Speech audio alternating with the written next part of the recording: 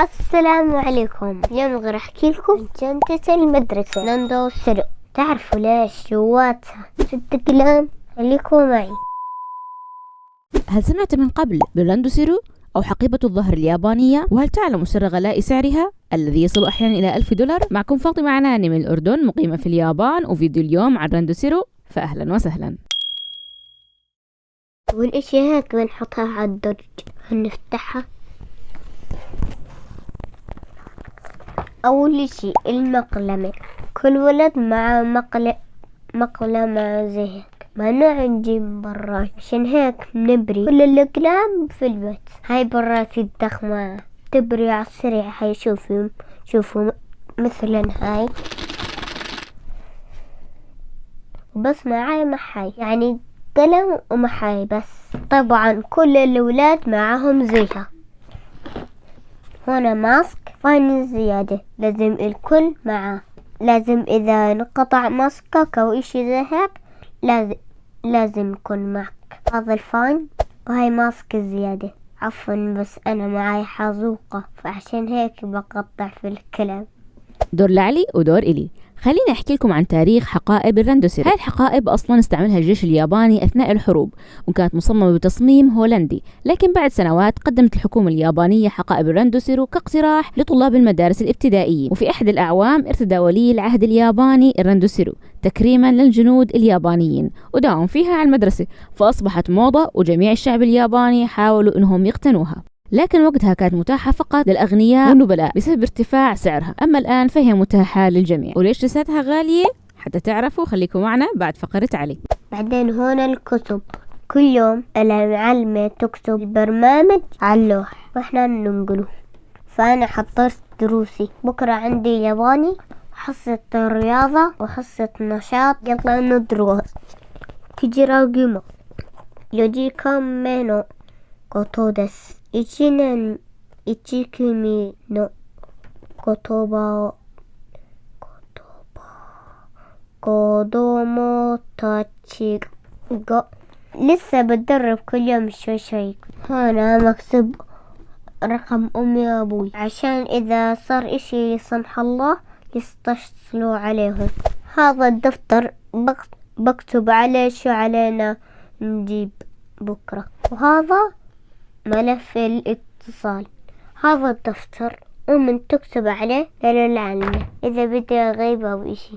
احذر شو هذا، لا مش عشان نلعب فيه، كل الدنيا بتصير أحمر. شوفوا، عشان نتركها عليه لما نكتب. زي مثلا نحط هاي هنا، بعدين هيك نكتب. دائما بتحطه قبل ما بتكتب. كل الأطفال يسوي زي هيك. هذا الدفتر خرابيش، أي إشي برسم عليه. أما هذا الواجب، عندي كانجي وعندي رياضيات وورا أشياء زيادة. كل يوم تعطينا واحدة، وآخر واحد نسجل الحرارة. بس ملاحظة صغيرة، هاي الأوراق المعلمة بتقوم بتجديدها كل شهر. ورقة بنسجل فيها درجة حرارة اليومية، والورقة الثانية عبارة عن ورقة تقييم. أنا كولي أمر بقيم فيها دراسة ابني للواجبات، هل درس منيح، كم مرة قرأ فيها الدرس، وهكذا. أما كتبي، أول إشي اللغة اليابانية، يعني نتعلم ياباني، وهذا كمان للياباني عشان يكتب كانجي. شوفوا شكله. وهذا للكتابة، يعني أكتب. بعدين رياضيات، استنى شوي. شوفوا، أمي أول إشي شوي ما عرفت، عشان رياضيات في الأردن غير عن اليابان. بس آخر شي نفس الإشي. كتاب الموسيقى، كتاب الحياة، يعني نتعلم عن الحياة وهيك، عن المدرسة، شو جو المدرسة، المكتبة، غرفة الدكتور. نتعلم كيف نرعى الحيوانات أو كيف نصيد الحشرات. شوف الحشرة كبيرة. كيف نرتب بيتنا والمدرسة. شوفوا.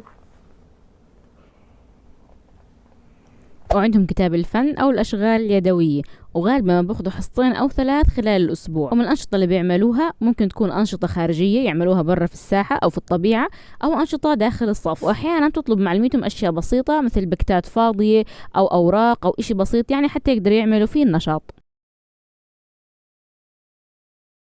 وهذا كتاب الأخلاق، مثلا نقرأ قصة، أو مثلا استنى شوي نحكي عن الأكل، يعني كمان نتعلم الاحترام، كيف الناس بيحسوا، يعني تعلمت مساعدة الآخرين وهيك. بس احنا المسلمين هذا كلهم نعرفه. خلينا نرجع ونحكي لكم عن سر غلاء سعر الراندوسيرو. تعرف الراندوسيرو إنها بتصنع من الجلد أو مادة شبيهة للجلد، وأغلب مراحل التصنيع بتكون يدوية زي اللي انتم شايفينه بالفيديو. لهيك بتكون في شركات كبيرة في اليابان متخصصة فقط لصناعة الراندوسيرو، وأكيد بتكون مصنوعة باحترافية وبتتميز بأن المقاومة تبعتها عالية جدا. ولعلمكم هاي الحقيبة بتضل مع الأطفال مدة 6 سنوات، يعني طول مرحلة الابتدائية في اليابان من أول للسادس. وأسعار هاي الحقائب بتتراوح ما بين $200 وحتى $1000، وفي أسعار لسه أكثر وأكثر حسب الماركة، لكن ممكن نحكي السعر المتوسط إلها $400 أو $500. وللأمانة رغم إنه هاي الحقيبة غالية، لكن المنطقة اللي إحنا ساكنين فيها البلدية فيها بتدعم الأهالي اللي عندهم طفل راح يفوت صف أول. فإحنا لما ابني علي دخل صف أول أجانا دعم من الحكومة بقيمة $500، بمعنى آخر زي كأنهم بيحكوا لنا اشتروا فيها الحقيبة. بس بالآخر أجتنا هدية من صديقتي.